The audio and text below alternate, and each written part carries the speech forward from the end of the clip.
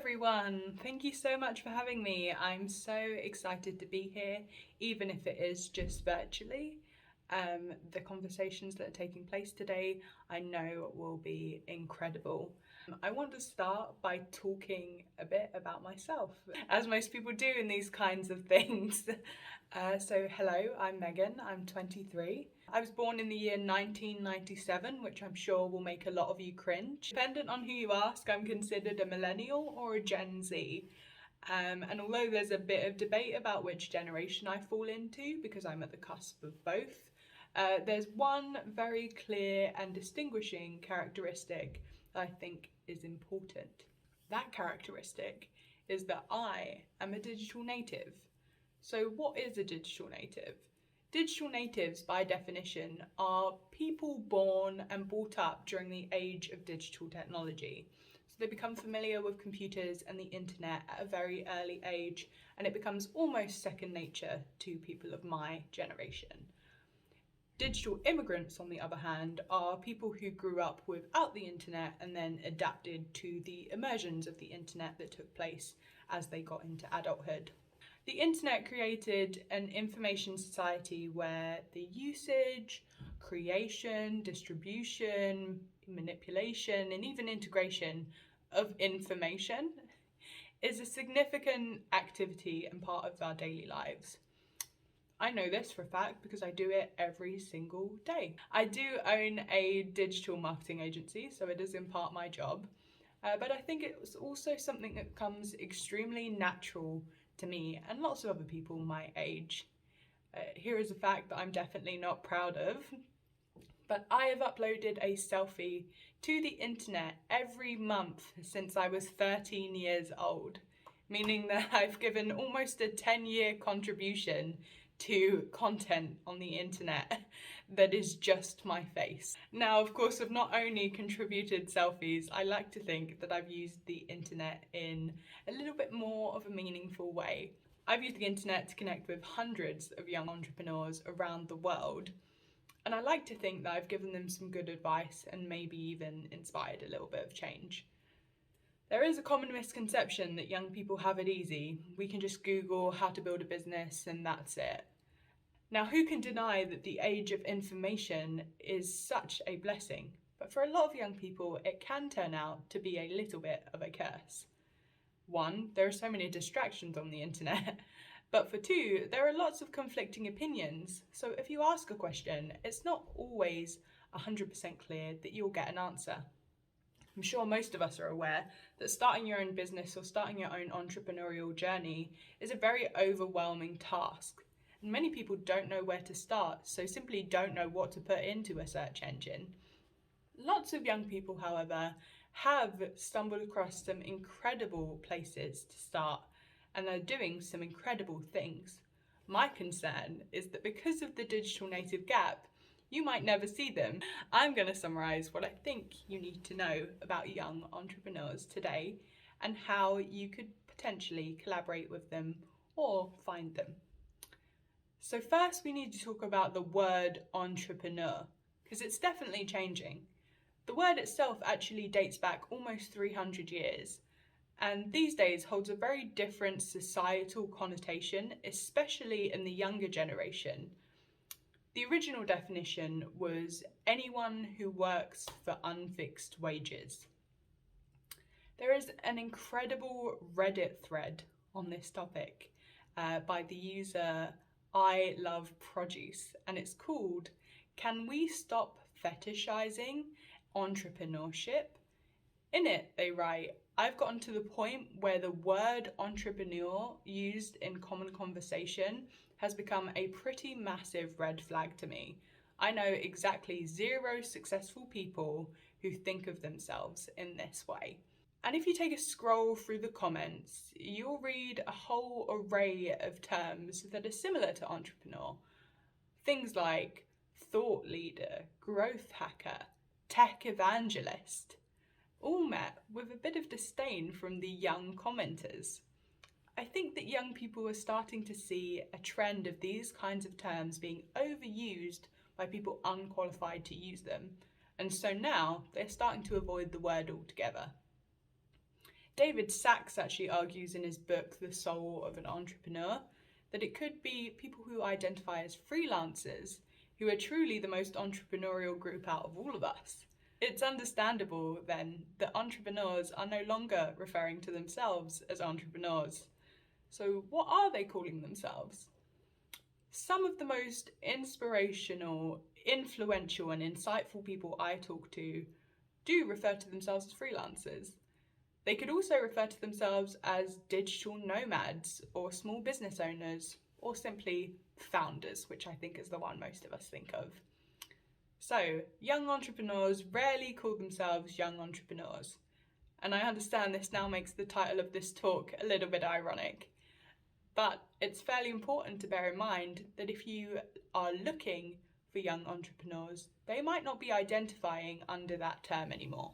Secondly, it would be difficult to discuss innovators without talking about the immersion of co-working spaces, which despite the pandemic is still an extremely popular avenue for many startup finders and innovators in general. This is actually a massive contributing factor to my own personal success. When I first moved to London, I had worked for a startup for a little bit before, and I was definitely interested in exploring the field a little bit more. I knew as soon as I heard about co-working spaces that I would find like-minded people there, so I did the only sane thing that I think I could do, which was I joined every single co-working space that I could, and I hung around them all day until people talked to me. On reflection, this was a pretty extreme measure to begin my journey, but it did work. People did talk to me and I was eager to learn, and any time that someone had a problem, I would just volunteer to help. Co-working spaces are great for many, many reasons. A big one for younger people is the sense of community they bring with them. Sure, you can Google a question, but you can't have Google guide you in the way that another person can. They can also provide great opportunities for collaboration. For example, in the Google campus in Shoreditch, there is a corkboard with some notes and some pins, and people would write things like, "Hi, I'm Joe and I own Joe's Shoes and we're looking for a web designer." So those are the people that owned businesses. And people who just had skill sets would say things like, "Hi, I'm Ron and I'm a web designer." So you can see how it was easy for them to find each other. Lots of co-working spaces have adopted a more accelerator feel nowadays, where they are nurturing the people within them, meaning they give classes, they provide funding opportunities, and much more. Increasingly, new entrepreneurs or people interested in self-employment at all may turn to co-working spaces to help support them. Young people use the internet every single day. It makes sense that you will find them on the internet. It is difficult to explain as a digital native to anybody who isn't a digital native just how involved the internet is in absolutely everything I do as a person. I'd like to talk briefly about online courses. The rise of online courses means that this is increasingly where people are getting their entrepreneurial start. One would argue that they are beginning to replace the traditional mentor-mentee model. So, I'm a frequenter of online courses, and in fact, I would say almost all young entrepreneurs around me are. If they didn't get their start in some kind of online course, then they now use them to grow their business fairly regularly. They send their employees on online courses, or they contact the owners of online courses with questions that they have.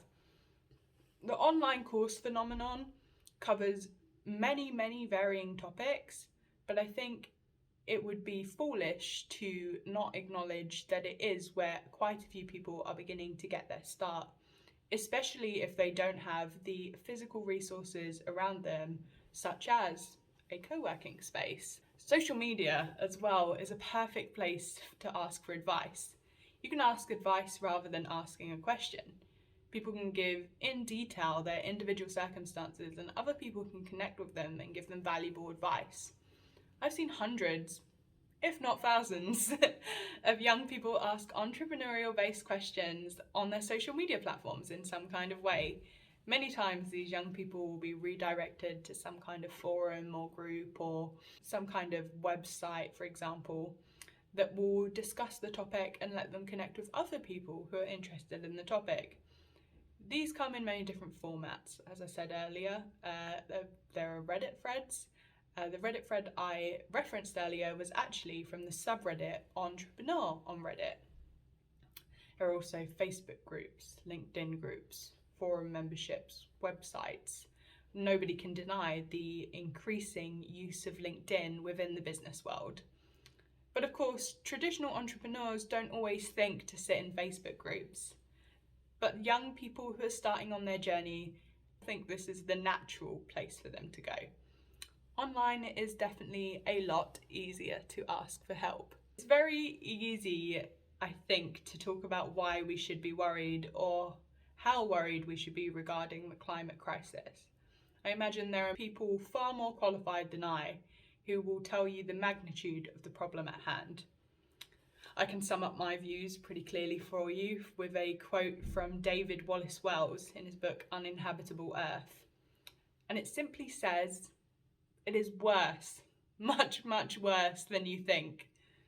My educational background is actually in psychology, and I think it would do more harm than good to further reinforce the negative feelings we all associate with the topic of sustainability.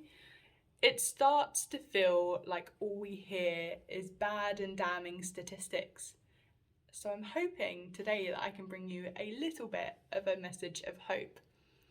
I believe, although we've done irrefutable damage to the planet, the capacity of human innovation could help us significantly in this battle.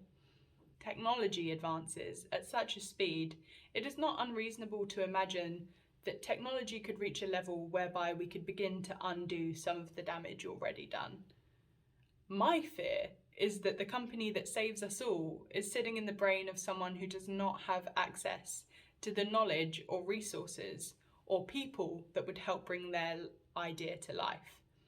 My hope, however, is that someone or even multiple people who are perfectly suited to the challenge right now are sitting in co-working spaces, an incubator, an online course or some kind of forum.